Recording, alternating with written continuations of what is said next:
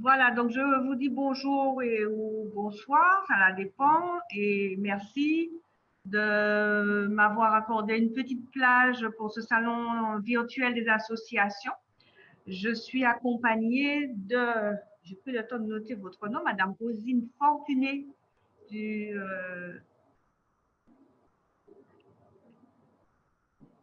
du Centre de ressources Ville Caraïbe, Centre de ressources politiques de la ville, qui va prendre les interventions écrites et les questions écrites et qui va me faire signe aussi au niveau du temps de travail.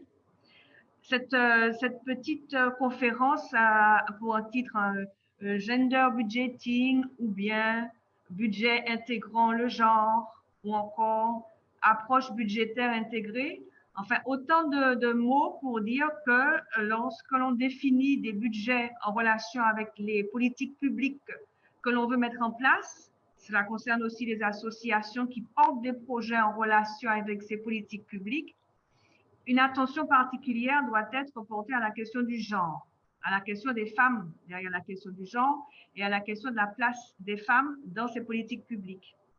Donc, mon propos sera une sensibilisation aux enjeux de l'égalité entre les femmes et les hommes, avec un focus particulier sur un des outils que l'on appelle le gender budgeting ou l'approche budgétaire intégrée ou le budget intégrant le genre.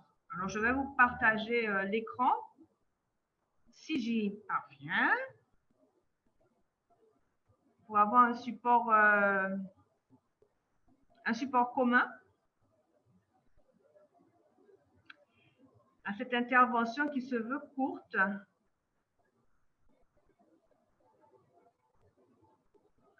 Et de préférence en mode diaporama.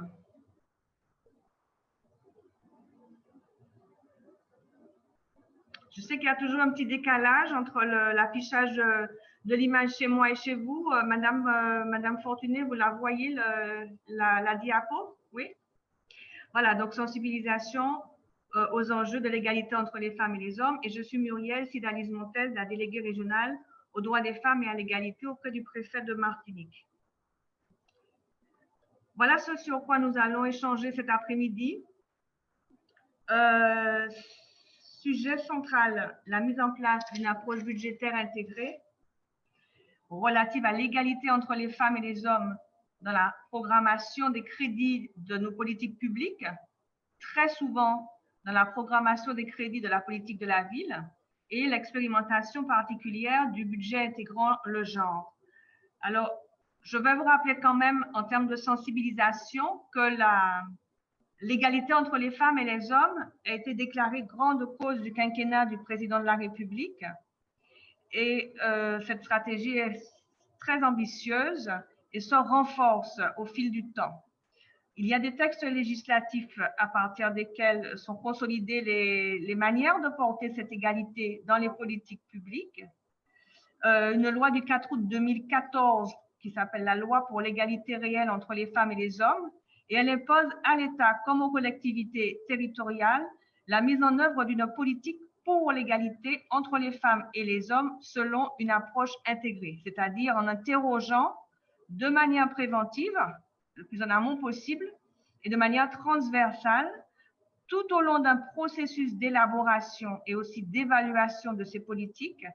On interroge donc la situation respective des femmes et des hommes et les effets différenciés que les politiques publiques pourraient avoir sur l'un ou l'autre sexe.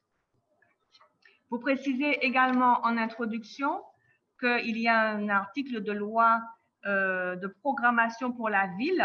Je n'ai plus la dernière date en tête, mais en fait, celui que j'avais en actualité, c'était la loi du 21 février 2014, l'article 1er, qui vise en matière de cohésion urbaine et politique de la ville un objectif de concourir à l'égalité entre les femmes et les hommes. Donc, à ce titre encore, on y retrouve cette obligation, cet objectif ambitieux que les actions qui se rapportent aux actions publiques dans le cadre de la politique de la ville, j'insiste sur celle-ci parce que je crois que les associations sont très intéressées par les programmes politiques de la ville. Ces actions, donc, doivent concourir à un rapport sur l'intégration de l'égalité femmes-hommes de manière transversale dans les contrats de ville.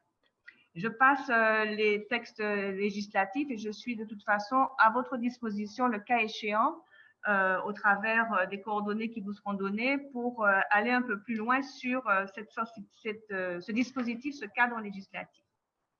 Alors, qu'est-ce que l'on doit, c'est quoi en fait cette affaire tout simplement d'égalité entre les femmes et les hommes et de quoi est-ce qu'on parle?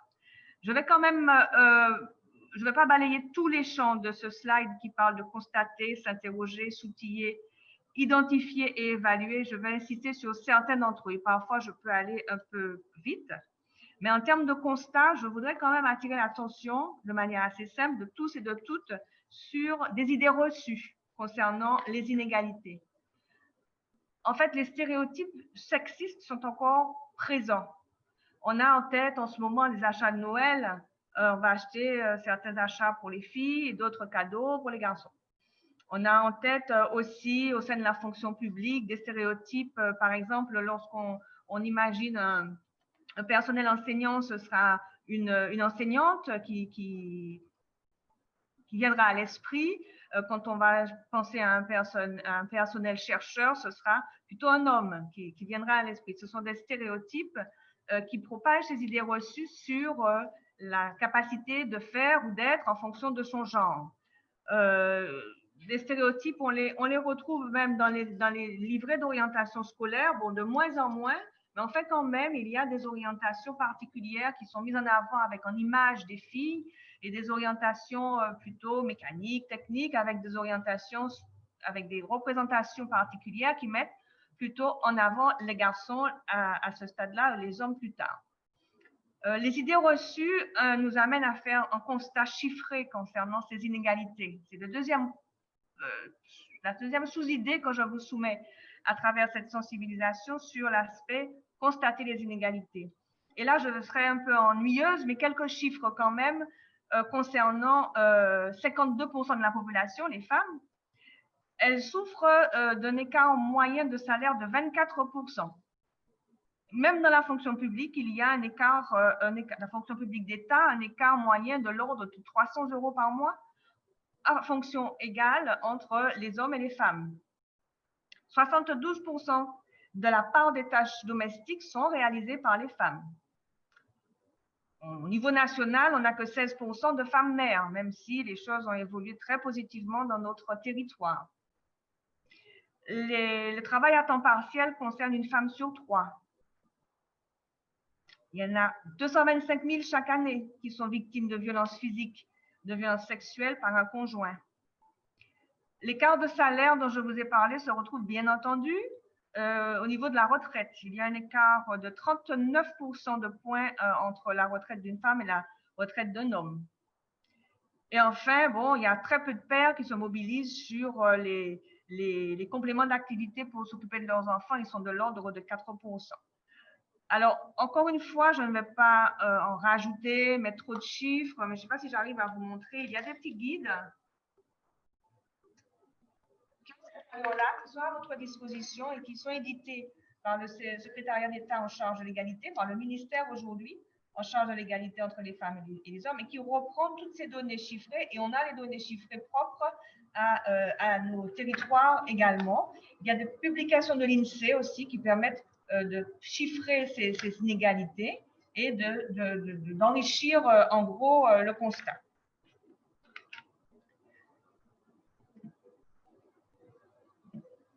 L'interrogation. Alors maintenant qu'on sait qu'il y a des stéréotypes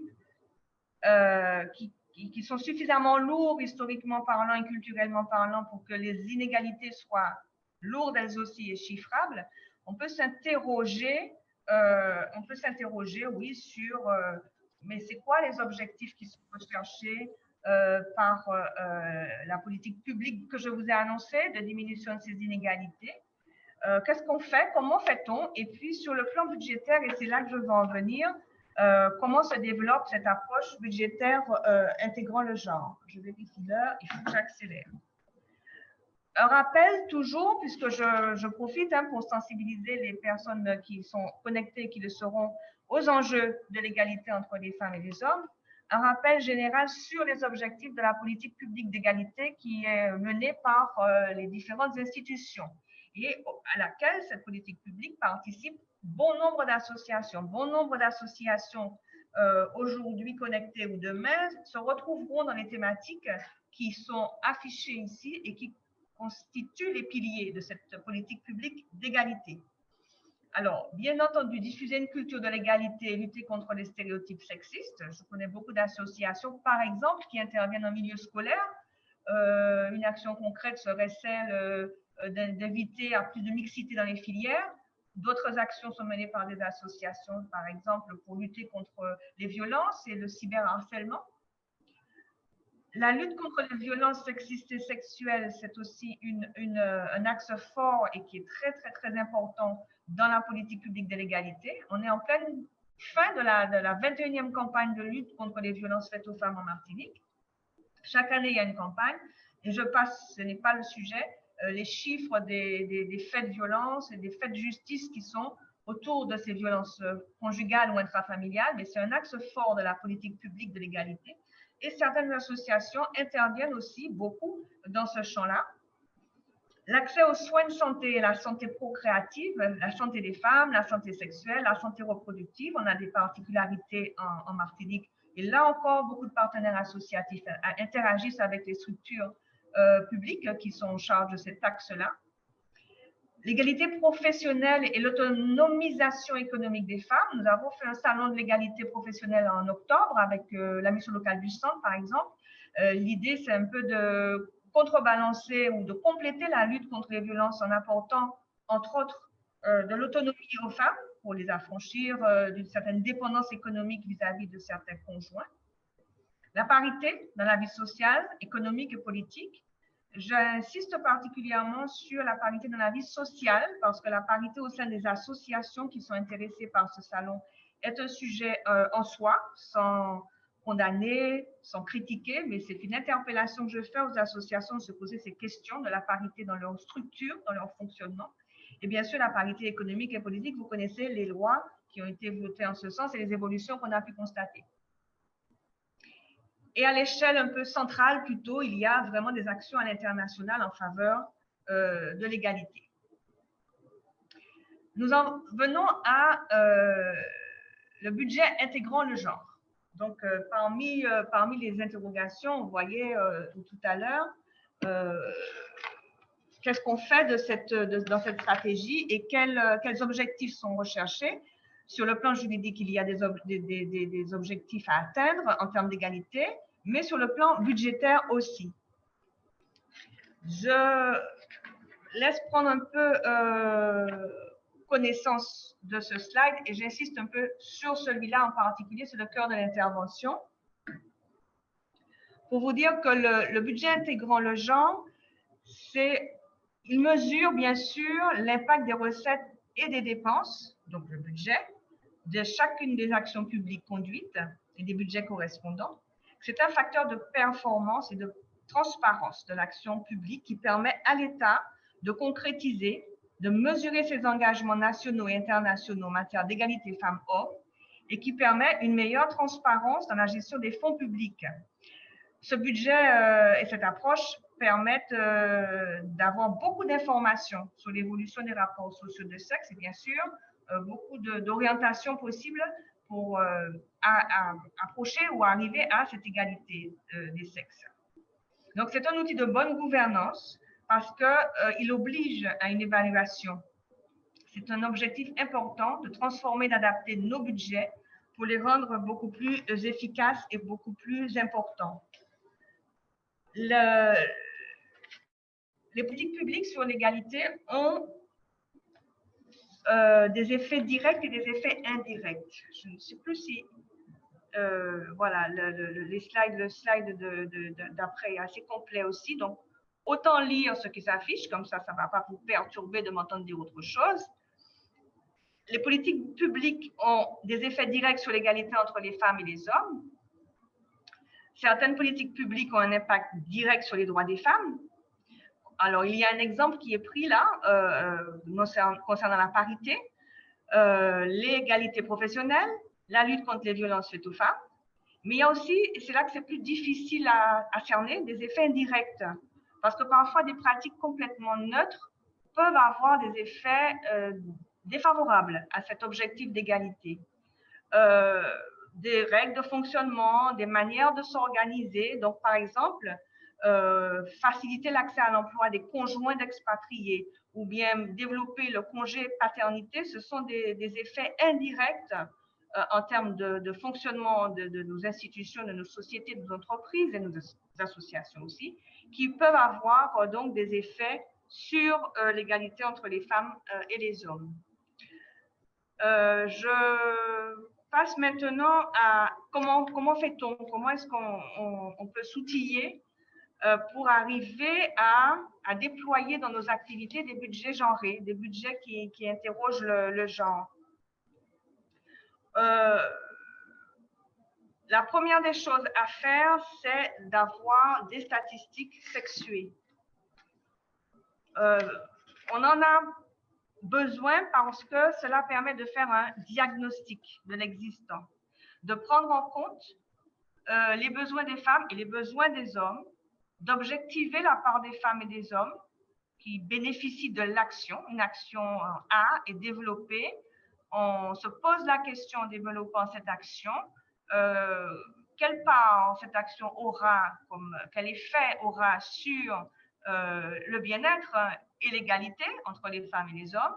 Et puis, quelle part de femmes sont intéressées par cette action? Quelle part de femmes en ont besoin ou en ont envie? Quelle part d'hommes et quelle part de femmes en tireront bénéfice? Quelle part d'hommes en bénéficieront également?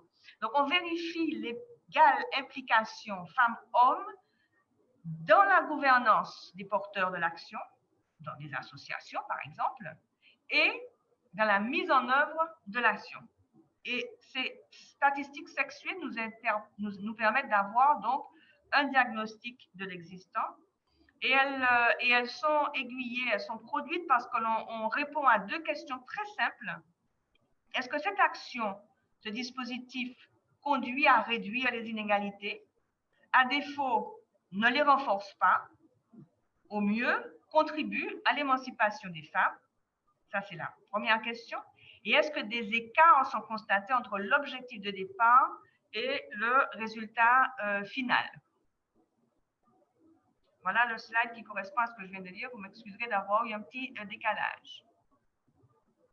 Donc, on a besoin de ces statistiques sexuées pour faire le diagnostic et répondre aux questions. Et de manière très pratique et très simple, je pense qu'une association qui veut déployer une action d'aménagement dans un quartier politique de la ville, par exemple, peut s'interroger avec des outils simples, chercher auprès de partenaires comme le Centre ressources politiques de la ville ou l'INSEE ou la déléguée que je suis, chercher des éléments pour arriver à faire ces éléments de diagnostic sexué, chercher les statistiques et puis poser sa réflexion en balisant son action, son programme, son projet, en ayant en tête les deux questions. L'action favorable, neutre, défavorable à l'émancipation des femmes. Et puis, par rapport à l'objectif atteint, est-ce qu'on a des écarts qui sont identifiés? Le point particulier sur lequel on revient ici, c'est l'évaluation et l'identification. C'est un peu ce que je vous disais tout à l'heure, mais surtout, l'objectif qui assure que l'égalité femmes-hommes fait partie intégrante de la stratégie d'un programme, de la politique menée, qu'elle soit ministérielle ou associative, et que les crédits alloués afin d'atteindre cet objectif permettent d'atteindre et de rendre visible cet objectif. Alors là-dessus, je voudrais dire qu'il y a quand même un durcissement des orientations en la matière parce que de plus en plus, bon, il y a des appels à projets, de plus en plus, il y a des financements croisés des partenaires publics pour des actions qui relèvent des politiques publiques, mais qui sont mises en œuvre par les associations. Et de plus en plus, l'analyse des projets proposés intégrera une évaluation de l'impact sur le genre et intégrera une évaluation de ce qui est mis en place en matière d'objectivation de l'égalité entre les femmes et les hommes dans le projet. Bon, ça, c'est un peu le bâton. La carotte, ça peut être aussi l'autre aspect. Donc, dans les dispositions financières, on peut avoir des bonus financiers pour valoriser des actions qui permettent de promouvoir l'égalité femmes-hommes. Par exemple, dans le milieu du cinéma, il y a un bonus pour les subventions aux équipes de réalisation de films qui assurent une mixité femmes-hommes, en particulier dans les métiers techniques. Je crois que c'est pour 15% supplémentaires dans les budgets, si 50% des postes sont occupés par des femmes au sein des équipes de tournage. Donc, il y a eu une dizaine de films sur une cinquantaine qui ont obtenu ces bonus.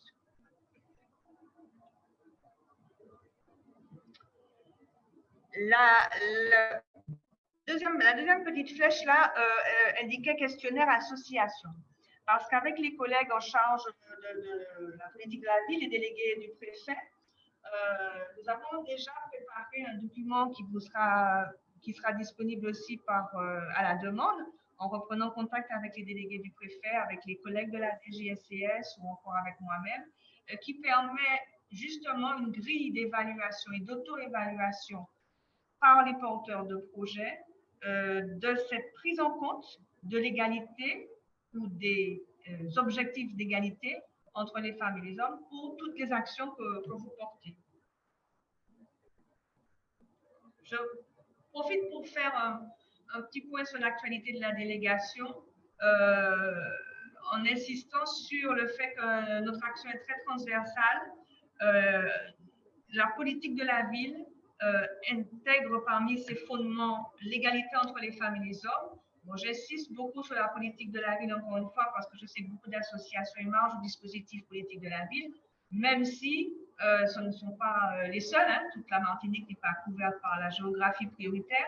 Mais ce que j'ai dit concernant la proximité avec les délégués du préfet à la politique de la ville vaut aussi avec les autres collègues de toutes les institutions et tous les services qui travaillent à financer des projets qui relèvent des politiques publiques qui toutes, dorénavant, doivent intégrer les dispositions de genre et utiliser l'approche budgétaire intégrée en toute transversalité. Et en termes d'actualité, vous signalez, comme je l'ai fait tout à l'heure, que la 21e campagne d'élimination des violences envers les femmes avait pour thème cette année le consentement et que je suis aussi à votre disposition sur cette thématique en particulier pour les associations les plus versées dans la question de la lutte contre les violences envers les femmes, pour approfondir des échanges, pour donner des supports de communication et pour aussi commencer à établir des relations sur les programmes que l'on développera en 2021. Voilà, je vais conclure avec ce petit point d'humour qui vous invite à penser que constater les différences en respectant l'égalité, c'est quelque chose qui peut tout à fait rentrer dans toutes les politiques publiques et que les enjeux de l'égalité entre les femmes et les hommes ne se concentrent pas uniquement dans la sphère de la lutte contre les violences, mais portent bel et bien sur tous les points que j'ai voulu rapidement évoquer aujourd'hui à travers cette sensibilisation.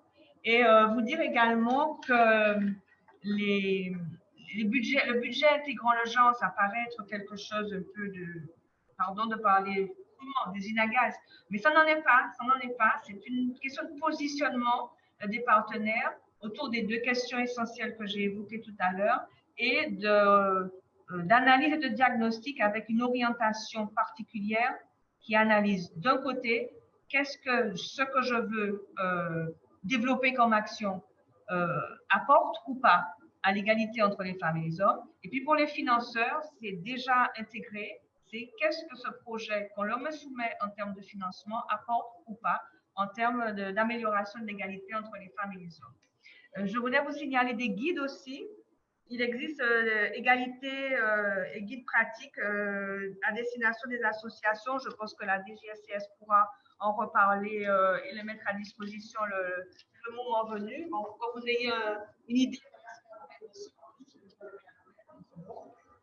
Et puis aussi, on a lancé le site du ministère de l'égalité entre les femmes et les hommes de la diversité et de l'égalité des chances, c'est le nouvel intitulé, ministère de l'égalité entre les femmes et les hommes, de la diversité et de l'égalité des chances. Il y a des manuels, de la ressource pédagogique qui peut vous éclairer, ou en tout cas éclairer mon propos.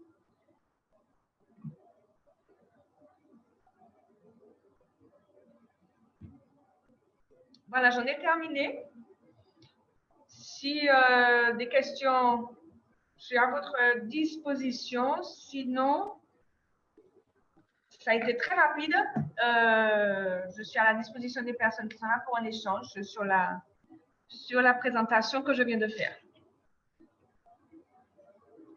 Pour l'instant, je n'ai pas eu de questions écrites.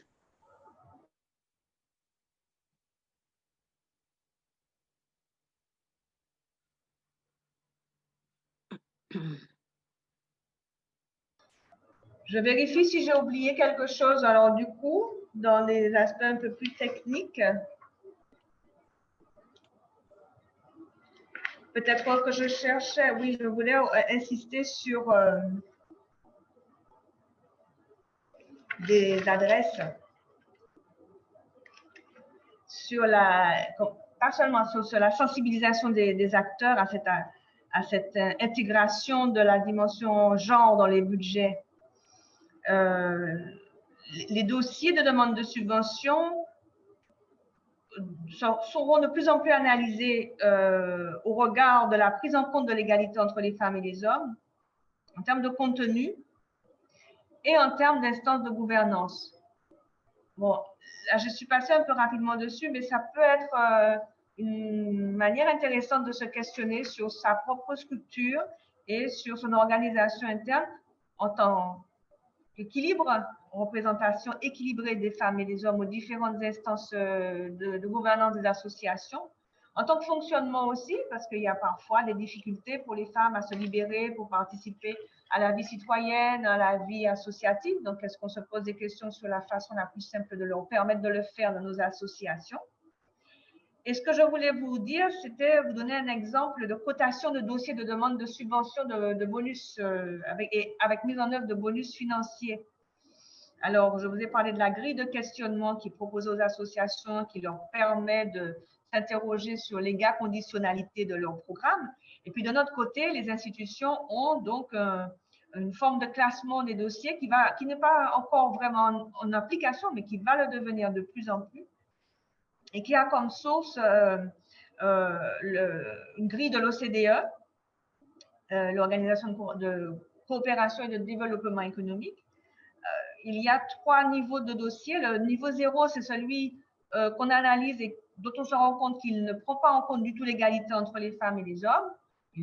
Pour autant, il est instruit parce qu'il correspond quand même à une politique publique, il n'est pas mis au rebut. Le niveau 1, c'est celui dans lequel l'action, le dossier, enfin l'affaire pour laquelle on demande une subvention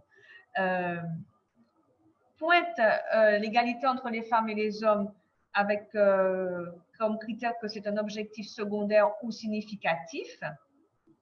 Et puis le deuxième niveau, le G2, c'est que l'égalité entre les femmes et les hommes est l'objectif principal de l'action. Bon, bien entendu, les G0 et les G2 sont les plus faciles à identifier, mais ceux qui sont entre deux, où l'objectif est là, mais pas clairement affiché, ce sont ces dossiers sur lesquels on peut vous accompagner ou ces actions sur lesquelles on peut vous accompagner pour éclaircir la question. Voilà. Et donc, un bonus financier peut être mis en place pour inciter les porteurs à proposer des actions dédiées à l'émancipation des jeunes filles, des jeunes femmes, en quartier politique de la ville et ailleurs. Et du coup, des enveloppes spécifiques peuvent être développées sur les crédits de droit commun et sur les crédits que je pilote pour accompagner les financements de ces actions. Ben voilà, donc j'en ai terminé cette fois avec ce complément d'information. Juste vous dire que les données, les informations sont à votre disposition.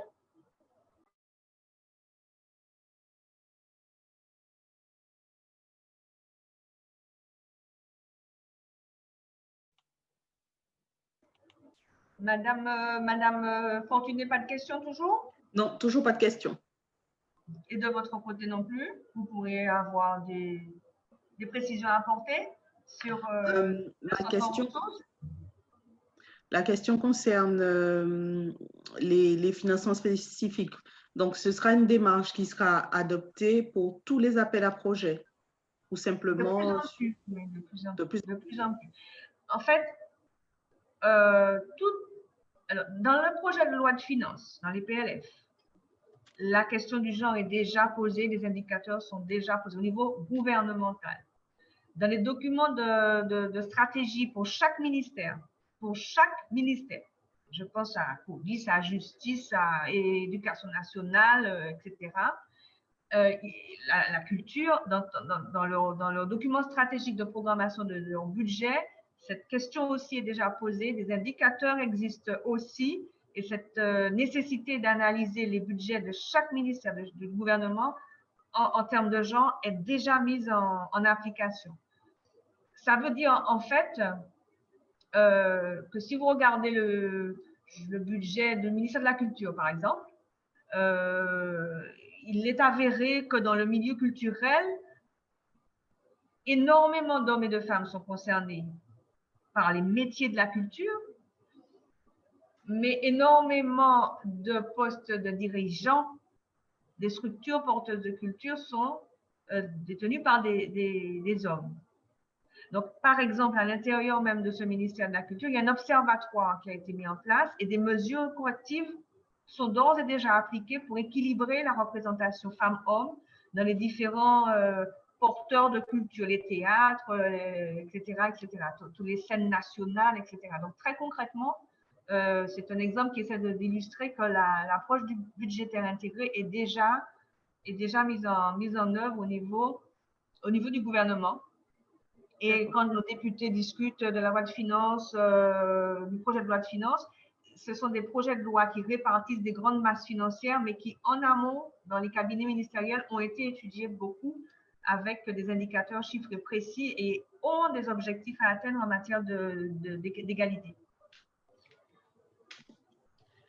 Est-ce qu'il y a des documents spécifiques sur lesquels, de vulgarisation qu'on peut proposer? Parce que moi, je fais l'appui aux acteurs, l'appui méthodologique, proposer aux acteurs pour commencer à les sensibiliser à cette démarche-là et voir dans leur pratique comment ils peuvent l'adapter et puis aussi avoir des points de réflexion avec des indicateurs qui pourront construire.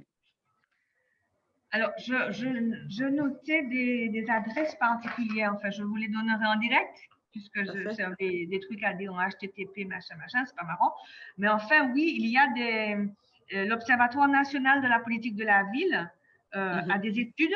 Donc là, vous pourrez retrouver des documents support, des fiches thématiques aussi, avec des données sur la démographie, sur l'éducation, l'insertion professionnelle. Et ces données locales sont disponibles pour chaque quartier de la géographie prioritaire. Mais il y a aussi d'autres liens avec d'autres centres ressources support, notamment le centre Hubertine Auclair, qui propose des petits supports de sensibilisation et de vulgarisation très, très simples qui pourront être mis à disposition des associations. Je referai un petit bouclage avec Ville Caraïbes à ce sujet pour qu'on puisse bien identifier peut-être ces sources sur votre site dans vos ressources. Tout à fait. Voilà. On a déjà commencé à y travailler avec vous. On a un petit peu laissé tomber les choses, mais on doit consolider cet échange. La période du Covid. Je n'osais pas le dire. Avant le Covid. C'était avant. J'ai une autre question. Est-ce qu'en Martinique, il y a déjà eu des projets qui ont été portés en ce sens? Et est-ce que vous avez déjà suffisamment de recul pour dire comment nous faire part de comment ça a été abordé et comment les partenaires sont rentrés dans la dynamique? Honnêtement, non. Non. En fait, ce que je veux dire, c'est que ça se fait. On n'a pas attendu la déléguée pour faire les choses. Ça se fait au fil de l'eau. Donc, le reporting, je ne l'ai pas. Et moi, personnellement, je sais que j'ai commencé un travail transversal avec les délégués du préfet politique de la ville pour porter ces informations dans le cadre de l'évaluation des contrats de ville. Donc, si vous voulez, on est au niveau macro. Je n'ai pas de retour au niveau pratique de ce qui a pu et comment ça a pu être fait. Mais l'année 2021, on s'y attellera vraiment pour avoir ne serait-ce qu'un territoire, un quartier, un porteur de projet et on l'accompagne dans la définition, la redéfinition de son programme, de son projet ou d'une action en ayant cet angle d'analyse en tête. L'autre chose que je peux dire, c'est encore au niveau macro, c'est que quand même il y a des orientations qui sont prises, des décisions qui sont prises au niveau de la programmation des crédits pour le financement de ces actions et que de plus en plus, on essaie de se mettre en phase sur des objectifs partagés, égalité, politique de la ville et abonder, c'est-à-dire mobiliser les crédits de la déléguée aux droits des femmes à côté des crédits politiques de la ville pour aider des actions exemplaires à sortir un petit peu du lot et à se réaliser. On a très honnêtement, et pas langue de bois, c'est pas le style de la maison, c'est difficile à faire. Et vous avez parfaitement raison, on a besoin d'exemples concrets. Donc l'année 2021, ce sera celle peut-être dans 3 ou 4 cas, c'est pas la peine d'aller chercher des millions. Concrétisation de ces engagements sur un projet particulier. Alors, c'est dommage que mes collègues délégués politiques de la ville ne soient pas là, parce qu'ils en ont des choses déjà très précises en tête, mais je ne peux pas non plus trop m'avancer sur ce terrain-là sans qu'elle le soit à mes côtés. Tout à fait. D'accord. Merci. Madame, je pense qu'on a un peu fait le tour de la question. Je ne sais pas si vous en êtes d'accord. Je pense que nous avons donc la possibilité de terminer. Alors, d'un point de vue pratique et logistique, je ne sais pas si c'est à nous d'intervenir ou si on attend la DGSCS pour mettre un terme à l'audioconférence. Je suis revenue, Madame Sidalis, parce qu'il y avait un petit… la DAC n'arrivait pas à se connecter, donc me revoilà. Alors, nous avons terminé. Tout ça, voilà, c'est fini, ça s'est bien passé. Voilà. Nous avons terminé, nous avons échangé aussi entre nous sur une perspective de collaboration avec le centre ressources pour mettre en commun et à disposition des documents ressources, justement, des documents ressources simples et clairs. Et Madame Fortuné insistait sur la nécessité d'avoir très rapidement un exemple concret de projet ou d'action qui serait porté par une structure associative et qui serait éclairé avec notre aide de cette approche budgétaire intégrée. D'accord, très bien. Très bien. Voilà. Mais je vous laisse conclure alors. Voilà, donc je vais conclure en vous remerciant pour l'intervention parce que je sais que le programme était bousculé cette semaine pour vous, était très chargé. Donc, merci d'avoir participé à ce premier salon. C'est important qu'on ait un peu tous les services aussi d'État et les entrées différentes qui puissent être réunis. L'avantage, je vous dis, c'est que, alors on espère que tout passera bien. Normalement, tout est enregistré. On verra après ce soir les résultats de tous nos enregistrements. Mais normalement, l'objectif est après de pouvoir podcaster les interventions des différentes conférences et ateliers, ce qui fait qu'on va laisser encore une semaine la plateforme ouverte. Et on pourra aller rechercher les liens des intervenants pour celles et ceux qui n'ont pas réussi à aller tout voir aujourd'hui, puisque faire 8 heures de visio, même pour les bénévoles les plus, les plus motivés, ça aurait fait long. D'accord, entendu. Donc, la prochaine intervention, c'est sur les services civiques, c'est bien cela? Oui, il y a une prochaine intervention à suivre sur les services civiques. Et là, la DAC vient de démarrer la sienne sur la prise, enfin, quand on fait appel à un prestataire culturel. Très bien, je les ai mentionnés. Voilà, donc la transition est très bien faite. Merci beaucoup de m'avoir Merci à vous. accueilli. À bientôt, Madame Fortuné. Merci. Merci à bientôt. Au revoir. Merci à vous. Au revoir. Bye bye.